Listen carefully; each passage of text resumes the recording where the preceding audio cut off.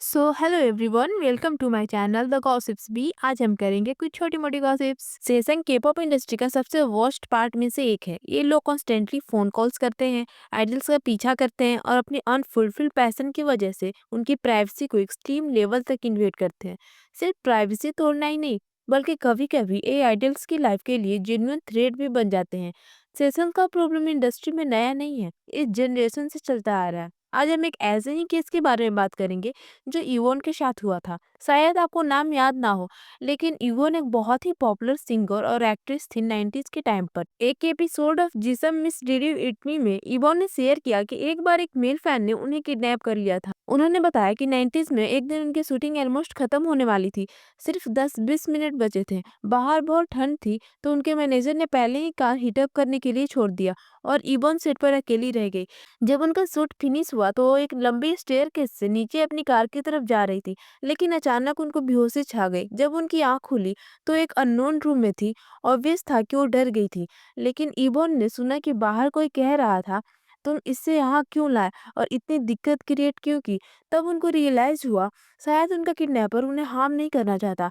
डरने के बजाय इबोन ने उनसे डायरेक्ट बात की। किडनैपर ने बताया कि उसने ये सब अपने भाई के लिए किया, जो इबोन का बहुत बड़ा फैन था। उस दिन इवोन ने उन दोनों भाइयों से बात की। उसने अपने एरिया दिखाने के लिए कहा और लास्ट में उनको जाने दिया। लेकिन ये सब यही खत्म नहीं हुआ। अगले दिन उसी फैन ने इवोन को प्रपोज करने की कोशिश की और एक एक्सपेंसिव स्पॉट कार गिफ्ट करना चाहता था। लेकिन इवोन ने बार बार प्रपोजल रिजेक्ट किया, तो वो फाइनली पीछा छोड़ने पर मजबूर हो गया। थैंकफुली इवन सेफ थी और उनके साथ कुछ ज्यादा सीरियस नहीं हुआ। लेकिन सोचो, अगर ये लोग और ज्यादा क्रेजी हो जाते तो क्या होता।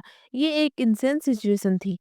और सिर्फ फर्स्ट जनरेशन आइडल्स ही नहीं, सेकंड जनरेशन आइडल्स भी सेशन के हॉरर स्टोरी से गुजरे, जिन्होंने इंडस्ट्री के सबसे वर्स्ट सेशन का सामना किया।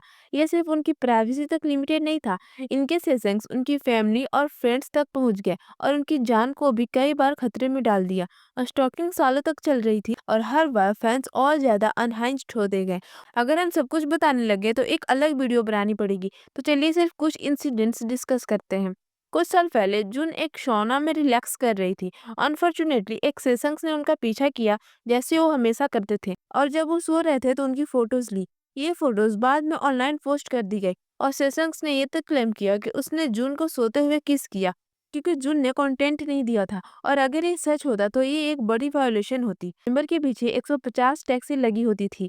ये सेशंस टैक्सी ड्राइवर को बहुत पैसे देती थी ताकि वो पूरा दिन आइडल्स का पीछा कर सके और उनकी वैन्स ब्लॉक कर सके। लेकिन जो केस हम डिस्कस कर रहे हैं वो चोंगमी का है। एक बार स्टॉकिंग से परेशान होकर चोंगमी ने एक टैक्सी के पास जाकर फैन को डायरेक्टली कॉन्फ्रंट किया, लेकिन वो सेशन खुद को विक्टिम समझ रही थी।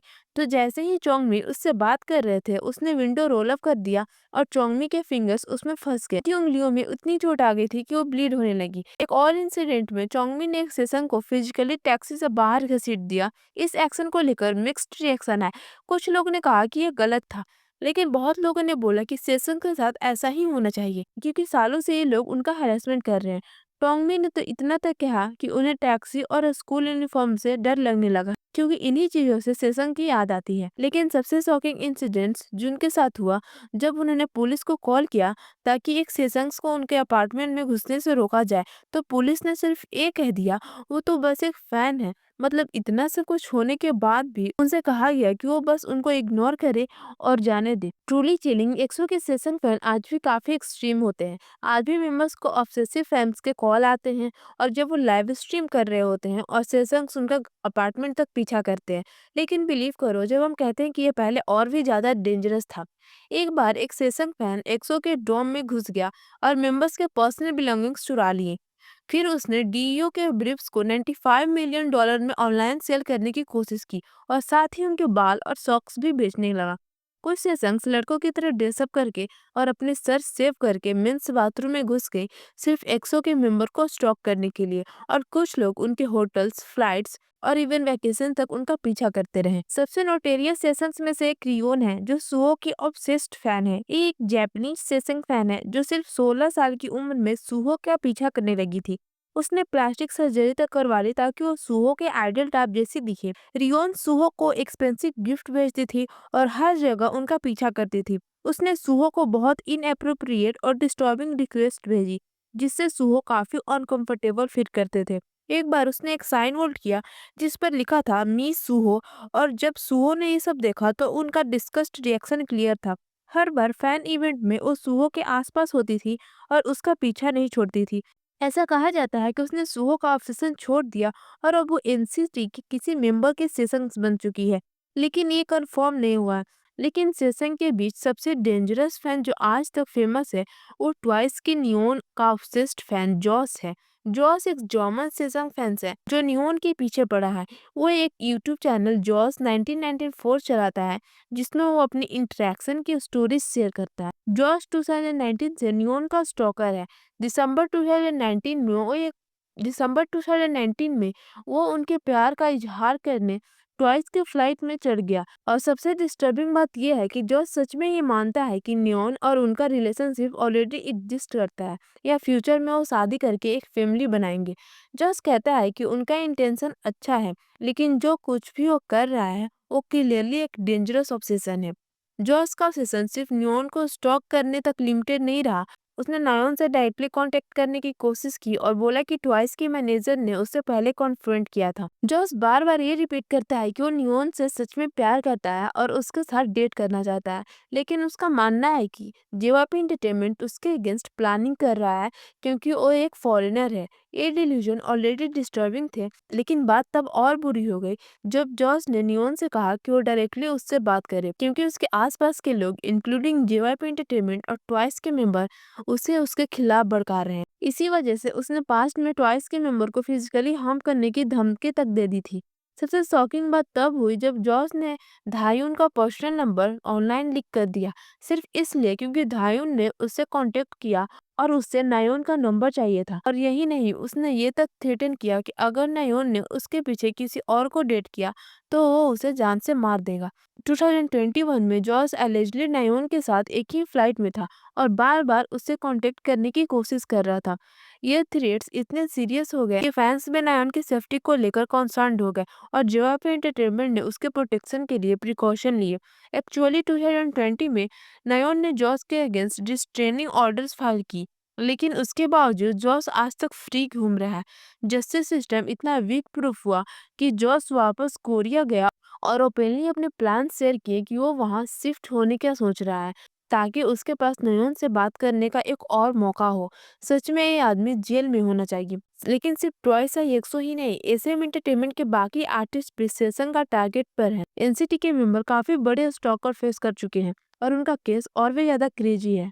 आज हम सिर्फ एक स्पेसिफिक सेशन जूडी हैंग की बात करेंगे, जो जेमिन के होटल में घुसने के लिए फेमस है। ये स्टॉकिंग काफी सालों से चल रही है और उसने एनसीटी के स्टाफ से पैसे देकर उनके शेड्यूल और फ्लाइट डिटेल्स तक खरीदी हैं। वो बार बार मेंबर्स के सामने प्रिटेंड करते हैं कि बस कोइंसिडेंटली उनसे टकरा गई। ये तक कहा जाता है कि जॉनी ने उस पर सिक्योरिटी बुला ली थी, लेकिन वो अब तक नहीं रुकी। इसके बाद भी वो एक नए वीडियो में देखी गई थी। जॉनी कम्युनिकेशन सेंटर में भी जूडी हैंग का ऑब्सेशन क्लियरली दिख चुका था। यूजुअली स्टाफ हर किसी के फेस को ब्लर कर देते हैं, लेकिन जूडी हैंग का फेस अनब्लर्ड छोड़ा गया, शायद इसीलिए ताकि लोग नोटिस करें कि वो वहां फिर से आ गई है। इवन मेंबर्स ने अपनी पोजीशनिंग एडजस्ट की ताकि वो कैमरा में ना दिखे, लेकिन वो इतनी सेमलेस है कि उसने खुद सेल्फी पोस्ट कर दी जिसमें वो और उनकी फ्रेंड्स क्लियरली दिख रही हैं और बैकग्राउंड में एनसीटी के मेंबर भी विजिबल थे। लेकिन जो सबसे डिस्टर्बिंग इंसिडेंट था वो जेमिन के होटल में उसका ब्रेक इन। अगस्त में जूडी ने चुपके से जैमिन के होटल रूम में घुसकर छोटी छोटी क्लिप्स रिकॉर्ड की और उन्हें ऑनलाइन अपलोड कर ताकि दिखाया जा सके कि जैमिन का होटल लाइफ कैसा है। और सिर्फ स्टॉकिंग ही नहीं, जूडी डिल्यूजनल भी है। उसने अपने एक फ्रेंड के साथ कॉन्वर्सेशन शेयर की जिसमें उसने बोला कि उसने रूम में ब्रेकिंग नहीं किया बल्कि किसी और से की कर लिया था। ये इनडायरेक्टली ये दिखाने की कोशिश थी कि जेमिन ने खुद उसको की दी थी, जैसे वो दोनों किसी रिलेशनशिप में हैं। लेकिन एक्चुअल ट्रुथ ये है कि जूडी के पेरेंट्स काफी अमीर है और उसने एसएम स्टाफ से मल्टीपल टाइम्स इंफॉर्मेशन खरीदी है।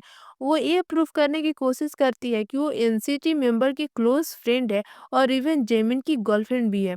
ऐसे लोग जो सेलिब्रिटीज को लेकर ऐसी डेंजरस डिल्यूजन रखते हैं, वो ऑलरेडी बहुत अलार्मिंग होते हैं। Thanks for listening. For more updates subscribe to my channel the gossips B. Thank you.